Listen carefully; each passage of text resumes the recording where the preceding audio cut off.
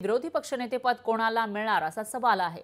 विरोधी पक्षनेतेपदासाठी अद्याप अर्ज नसल्याची माहिती आहे, तर विरोधकांकडून अर्ज आल्यानंतर विधानसभा अध्यक्ष नार्वेकर याविषयी विचार करणार असल्याची माहिती आहे। विरोधी पक्षनेतेपदासाठी विरोधकांकडे आवश्यक संख्याबळ नाहीये। विरोधातले जे तिन्ही पक्ष आहेत त्यांच्याकडे आवश्यक संख्याबळ म्हणजे 29 आमदार कोणत्याही पक्षाचे निवडून आलेले नाहीयेत आणि त्या पार्श्वभूमीवर आता विरोधी पक्षनेतेपद मिळणार का असा सवाल विचारला जात होता, पण संकेतानुसार जे संविधानाचे संकेत आहेत त्यानुसार विरोधी पक्षनेतेपद द्यायला पाहिजे जरी संख्याबळ नसलं तरी सुद्धा असं म्हटलं जाते आणि त्या पार्श्वभूमीवर महाविकास आघाडीकडून मुख्यमंत्री फडणवीस यांच्याकडे त्याविषयीची मागणी करण्यात आलेली होती। विरोधी पक्षनेतेपद आपल्याला मिळावं असं त्यांनी सांगितलेलं होतं, पण हे विरोधी पक्षनेतेपद त्यांना मिळणार का आणि जर मिळालंच तर विरोधी पक्षनेता नेमका कोण होणार याविषयी उत्सुकता आहे।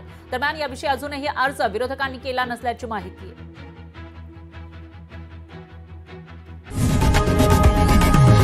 लोकशाही मराठी ऐका, पहा, जागरूक रहा।